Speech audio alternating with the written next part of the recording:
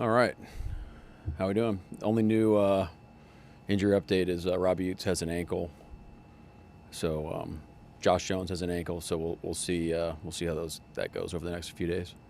Variety sprained ankles? Or? Yeah, we'll see over the next couple days.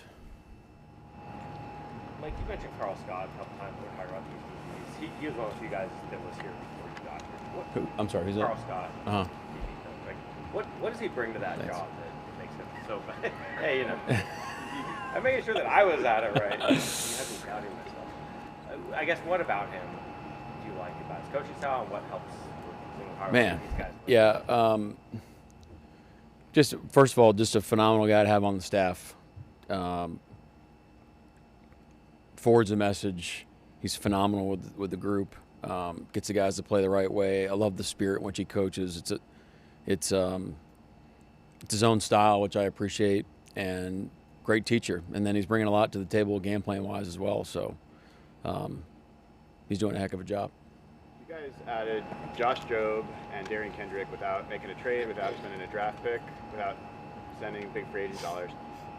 What's the process of partnership between front office to identify and coaching to develop those players? Yeah, shout out John and the crew, man. It's I can't take you through how they're doing it every day, but I mean I think it's the same mentality of we're kind of in everything and we're chasing everything and we're always looking to make our team better, and just really I appreciate that mentality, you know, and us learning how we both operate and being all in together. I think that's how you make those types of things happen.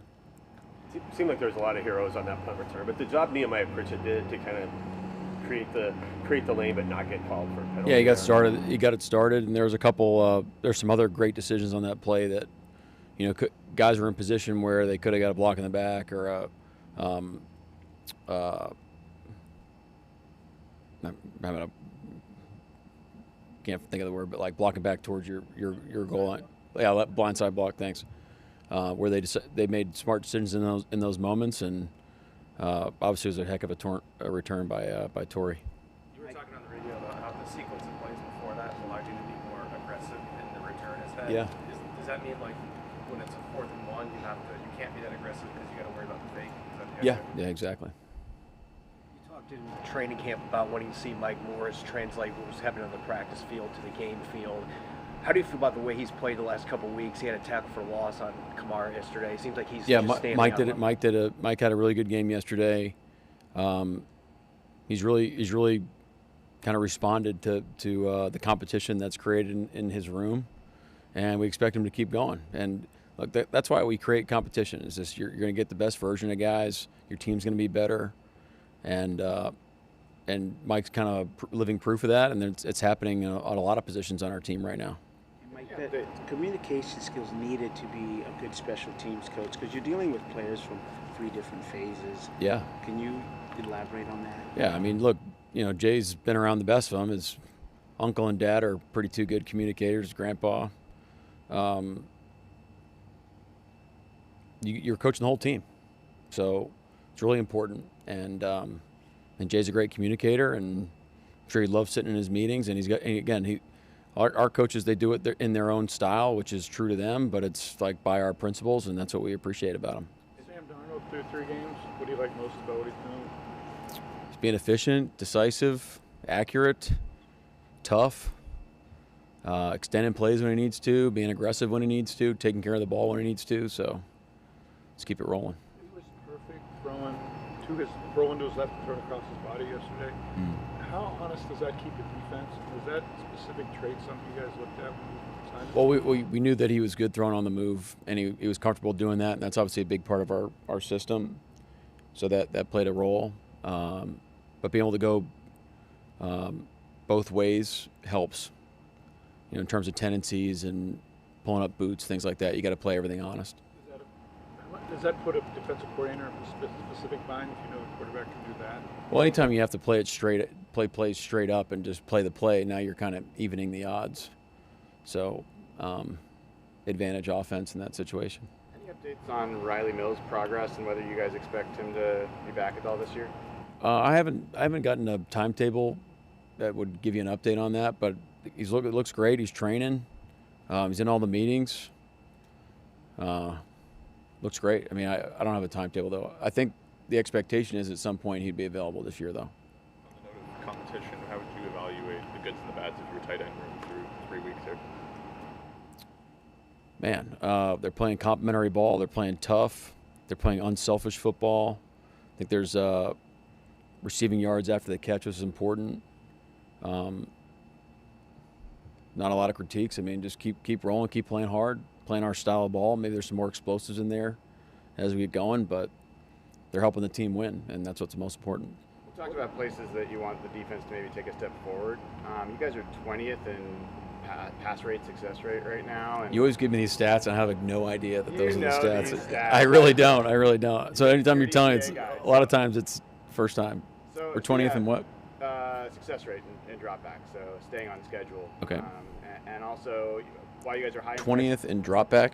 Dropback success rate. So teams are staying on schedule when they're passing against you guys. Okay. At this point. And they're also doing a lot of that with quick passes, where even the Saints were pretty effective yesterday at that. Yep. What do you see as the key aspects to kind of, take the next step there? Well, I'm glad they're successful in quick passes and not like 70-yard passes. So that's a positive. I mean, last year I think our dropback stats were top of the league. The more dropbacks you force teams into, the better in general. So nothing's really sticking out on top of mind of like what we're not doing poorly, but I'd like to get him to more third and longs. Third and longs a lot more fun than 3rd and 3, 3rd and 2, and plus territory. Ernest talked yesterday about like a big thing being saying we're going to be hard to run. Like if you can run on us, good for you. Like how much of that when you're playing good run defense is just guys like effort and physicality versus the scheme and everything being executed perfectly? Well, I can tell you this, it's not really the scheme. Our guys are when you play with the light boxes, which is what we do a lot, somebody's got to take two, and that's why. The 1.09 that gets you to 12 is important, and you also have you can't just be cookie cutter. This is where I fit, and then I don't do anything else. It's no, I relate to the ball a certain way. I play off guys in front of me. We're trying to be aggressive up front to be disruptive as we possibly can, and ultimately it takes reps so you can build that chemistry so guys can play off one another. What are you seeing out of your run game on offense right now? You just got to block it better and run it better. It's really that simple. Speaking of your offense, though, Sam's getting rid of the ball as fast as any quarterback in the league, and you guys are the most explosive passing team in the league. As a defensive mind, how hard is it to have a guy get rid of that quickly and still be explosive? Yeah, I mean, it's like the layup question of the century. It's hard. It's hard. We got to keep that going, and we got to run the ball more effectively so we can keep that trend going so teams don't just sit back and make us pass. When was your pregame workout? Did any of the other Doubtful guys, Zach, and Julian, any of those guys test how they could go? None of those guys tested to go. Once Sunday came, it became pretty apparent they weren't going to go. Does that mean the split's closer to being ready than those other guys? I wouldn't say so, no. I know it's kind of funky, but it's just a different injury. What's the timeline now this week? Is the game plan already in, or is that you give them to them tonight, or? We're about to do early downs today and pass downs tomorrow and red zone the next day. Kind of just every day is kind of like a day and a half. You see the coaches have shirts, hats, Yeah. They said actually, does that mean? What is that? Yeah, it's an acronym for effort, angles, and tackling. So it's just it's a mindset on how we finish plays. We want to do it a certain way. It's pretty cool. It's like a state of mind, way of life. CP really is the guy that started it, and we did it last year on defense, and we're doing it on both sides this year. Justin Outen heads it up on offense. Both do a tremendous job. Put their own spin on it. The guys love it. They do a phenomenal job. It's all about tackling, how we attack the ball, how we protect the ball, how we get upfield, how we handle the sideline, all those little kind of hidden yardage type stuff that we're chasing. Specifically with the run game, you guys are 25th right now in yards before contact, so teams are obviously getting into the backfield more than you'd like. But yeah. What are you seeing from the blocking up front that needs to be better to try to mitigate that? Because it seems like yesterday or Sunday that there was leakage quite a bit in the run defense. Yeah, I mean, right now you could probably bring up a bunch of run stats.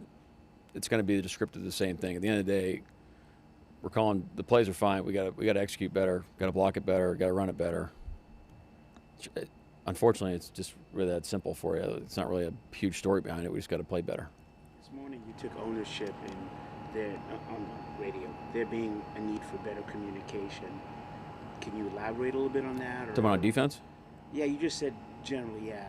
Yeah, I just look. Our place is rocking, and when we're doing what we're supposed to do at home, it's rocking, and we have to take that into account on what we're asked, like on how much communication I'm doing with EJ and how that gets trickled down to the rest of the defense. Mike, I know after the game yesterday, you said you wanted to take a look at a couple of the defensive penalties you had. What would you kind of make of them when you had a chance to see them on film? Well, we're gonna get some clarification on them, but in those moments, I think we just have to have a better idea of what's going on around us. Yeah, I mean it's really that simple. It's not out of like bad intent or selfish behavior. I think we just got to be a little smarter in those moments. How many of those have you won with the league when you say, hey, what is this about? Oh, they don't matter. I mean, like, you never win anything. It's a lose-lose proposition. Speaking of your slogan, stacking wins, how long have you had that, or where did that come from?